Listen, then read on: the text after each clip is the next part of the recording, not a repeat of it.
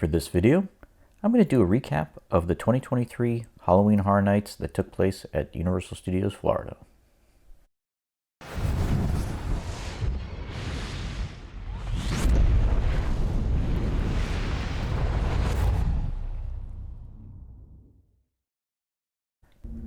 So I'm going to start this video with a disclaimer.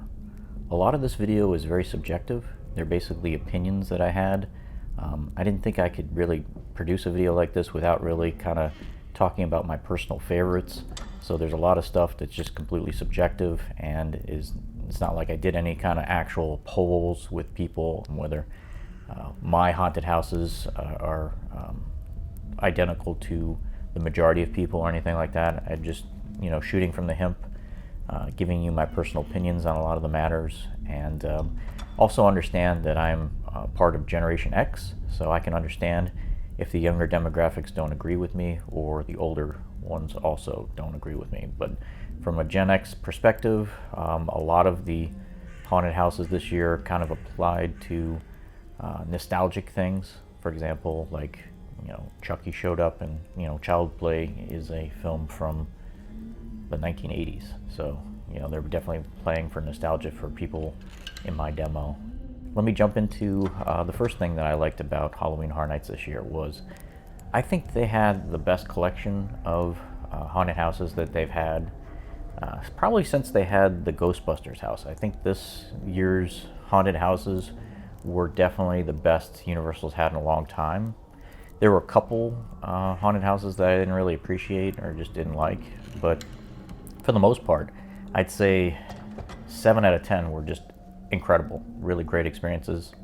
And there were kind of 3 stinkers in the mix, but I'll get into that later. But for the most part, this was one of the best Halloween Horror Nights yet. So I'm really not going to say too many negative things because it was a great experience. And now that we're kind of post-COVID, the restrictions and the masking and all that other stuff is kind of behind us. It's just a more social event now, and it really was a great year for Halloween Horror Nights. So I'll probably get off on a controversial pick, but I'm going to start off with what I found my favorite haunted house, which is the Chucky Ultimate Kill Count haunted house. Now, like I said, this one is based on a movie from the 1980s, so I'm very nostalgic for the original Child's Play movie, and it's great to see Chucky back in action. It was kind of surreal because the queue line for this particular haunted house actually goes through the Fast and the Furious garage. So it's kind of weird seeing Chucky on the TV screens setting you up for the haunted house, and then you're, standing next to Paul Walker's like Subaru or, Vin Diesel's Dodge Daytona. So I mean, it's kind of surreal seeing Chucky in that environment because the Fast and the Furious and Chucky are so far apart when it comes to movie genres. But the thing I loved about the Chucky haunted house is it's actually 2 houses. And, you start out in a haunted house where you're kind of like in like a movie set, and all the murders are fake, and you think the attraction is done, and then you walk around like an outside area, and then you enter in a second haunted house where Chucky is actually really supposedly killing people, and it's just fun. I liked the fact that you think you're done with the haunted house, and then you proceeded into a second haunted house, and it's just clever the way they set it up. I know a lot of millennials don't really understand Child's Play or really like that horror film, but for, like I said, somebody from my generation, Gen X, really loved it. Definitely was my favorite house in the mix. The second house that I think was really good was, there's so many that were really good this year. So The Last of Us obviously was really good.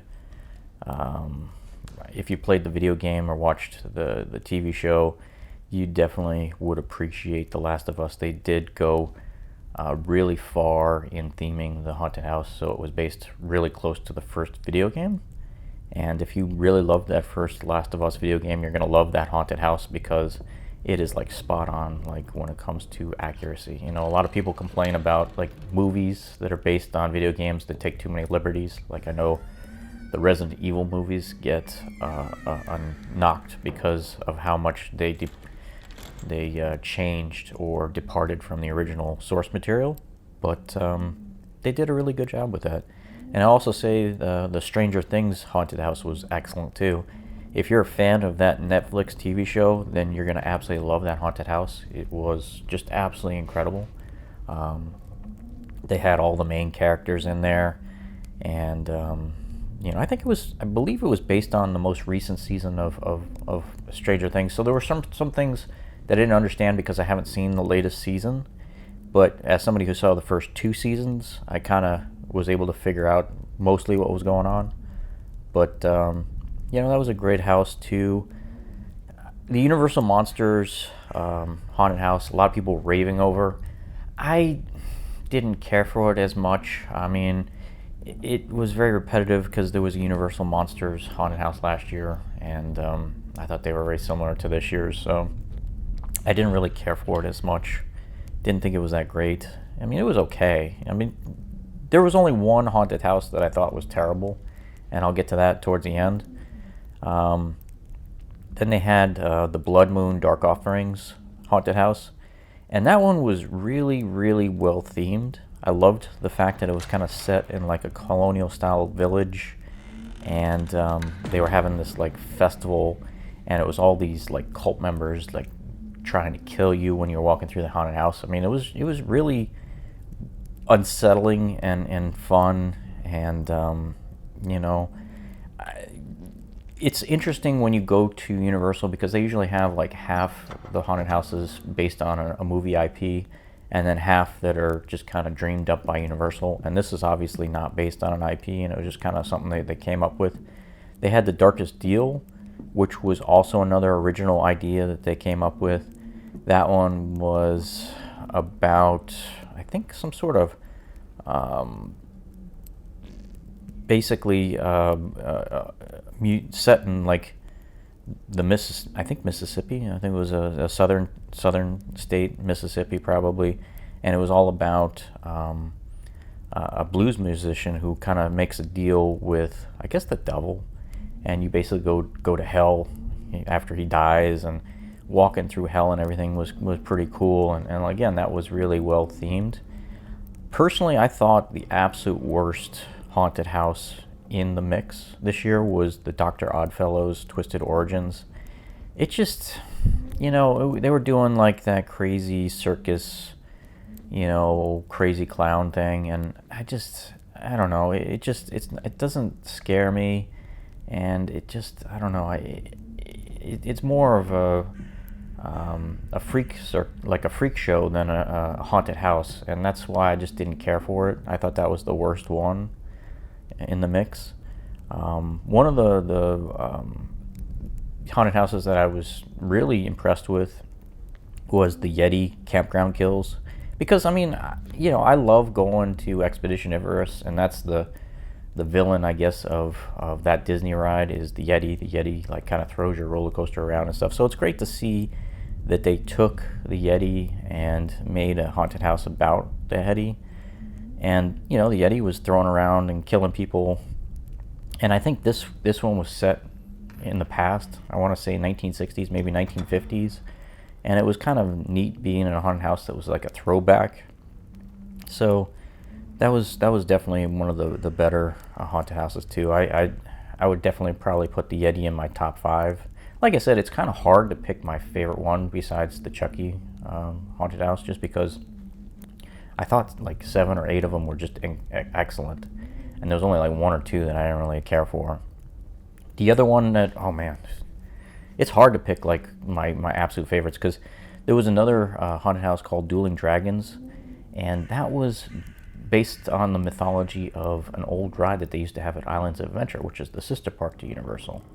And they had a lot of the props and pieces from the old queue line for that amazing roller coaster that used to exist at Islands. And what's neat about it is they even had that section where you choose your fate at the end, and the the old Dueling Dragons ride, you would choose between like the fire or the ice side, and those two roller coasters would race each other. Well, in this is that one haunted house where you actually pick whether you want fire or ice at the end. And you know, if you picked fire, you go into this like fire world and you're attacked by like, I guess, fire monsters or dragons, whatever it is. And then, you know, if you go to the ice world, you would walk down the hallway with like this crazy ice scape. And it, like I said, it's difficult for me to pick. I might actually think Dueling Dragons, because I love that roller coaster so much, might even be better than the Chucky haunted house. It was a great one. And like I said, I'm not, this is clearly not a scripted episode. I'm just kind of, you know, giving you my thoughts about this year's Halloween Horror Nights. So overall, I mean, just incredible haunted houses. The other one that it stands out in my memory, I didn't think it was a particularly good offering. There's a lot of twisted things going on in it. The Exorcist haunted house, lots of creepy stuff in that house. That's probably the most intense of the rides when it comes to just how dark and grim some of the things they were doing, like with kids and stuff in that particular haunted house. So if you get tripped out by the original Exorcist movies or the newer one, you're definitely going to get even more tripped out, you know, having like a simulation of those events, because that one was definitely the craziest one when it came to content for me, because of all the satanic stuff that they had depicted in there. And you know, they had these two like little girls, like I think one of them was like in a noose and hanging from the ceiling, and then another one just kind of looks dead, and then she turns around and looks at you, and it's a crazy house. And like I said, that one, I was with friends, and that's the one that scared the crap out of most of my friends. I mean, nothing really trips me out for the most part when it comes to these haunted houses, but that's the one that got lots of jump scares from most of my friends. I mean, that sums up all the haunted houses for the most part. They had quite a few good scare zones this year. I think my favorite one of the scare zones was the music festival, and that one was set like in the San Francisco area of the park, you know, kind of out in front of where Revenge of the Mummy runs all the way up to the Fast and the Furious. And they had all these, you know, crazy like music festival people in there. It was like just like a possessed version of Woodstock, and I enjoyed that scare zone. That was definitely my favorite one. You know, and they brought in the vintage cars and the VWs and like the VW vans and pretty much everything that you would have expected to see if you went to like a haunted version of Woodstock. So definitely my favorite part of the ride. I didn't sit through the entire concert. I went to it for about 10 minutes and I just lost interest. I don't know, it just wasn't my cup of tea. But overall, I mean, this was a great year. Like I said, the lines were pretty good. I had gone this year on a Wednesday night, so it was definitely less crowded than previous years where I usually went on a weekend. And just had a great time. Halloween Horror Nights is definitely the best of the best when it comes to Halloween events. I definitely think that Universal goes the extra mile and makes the best Halloween event. It is significantly better than Fright Fest or Howl-O-Scream, although those are pretty good if you want to go on a budget. So not going to really disparage those. Those are quite good events too. But overall, can't recommend Halloween Horror Nights enough. If you can definitely afford it, you probably would enjoy it as much as I did. And that's pretty much my highlight reel and recap of the 2023 Halloween Horror Nights. Thanks for watching another episode of The Adventure Schmuck. If you enjoyed this video, don't forget to like and subscribe.